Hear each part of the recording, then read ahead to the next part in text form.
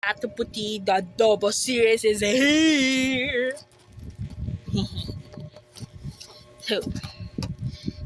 Yo! Binili ko yung limang... Paano ba to? Yeah. Binili ko yung... Tawag ito. Kasi diba nag-sold out yung Dato Puti series na may photo card ng SB19. Bigla silang ang daming nagre-request kay Ninong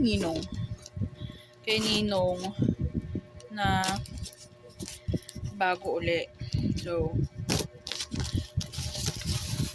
nakita ng, diba sabi ko nga, member ako ng Astra, nakita ng isang admin na, oh shit, nag-moist, my goodness, na nag-restock sila. So, I got it. So, bawat isang order pala nito, isang card. Sana pala tinag-isa-isa ko siya, pero kapag tinag-isa-isa ko siya, mas mapapamahal ako. Pero siguro, pag may pera pa akong isa, bibili pa ako kasi nagkaroon ako ng voucher na 100 sa kadahilan ng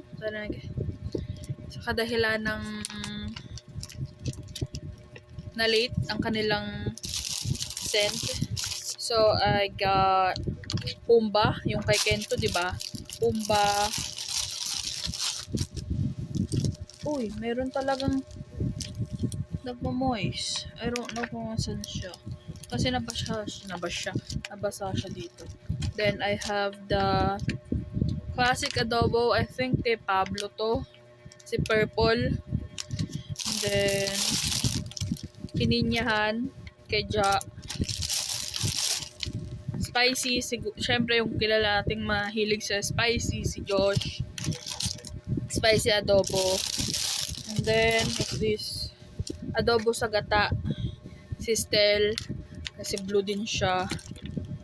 And then, para libre yung shipping fee, bumili pa ka ng isa na parang need ko ng 50 pesos na dagdag para mag-ano siya. So, bumili ako ng fan chow bibimbap from UFC. So, tatry natin mamaya. So, kapag may pera pa ako, bibili pa ako, pero titingnan ko, sana pag bumili ako, meron pa. Pero ang alam, siguro bibilhin ko tong spicy or itong itong humba. Kasi hindi ako marunong magluto ng humba. At may star anise kami dito, pero hindi ko alam kung asan yung star anise. So, ito siguro bibilhin ko ulit. The moment of truth. Sino kaya ito? Okay. La, yung tingin ng pusa ko, OA. Alam mo yung sa isip nito, OA, ang apaka-OA ko.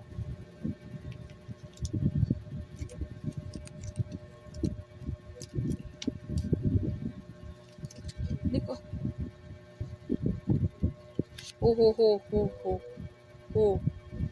Sana umuwi yung umuwi yung bias ko. Sabi na, si Stel. Hey! Okay. Yung nagiging bias record ko ngayon, yung humihila. Pero bakit ganun yung mata niya? Pero, hindi umuwi yung asawa ko, pero okay na din.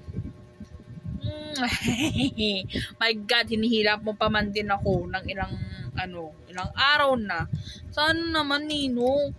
Pag bumili kami 5 ganito, 5 PC na din. 200 plus 2. My goodness. Para mo.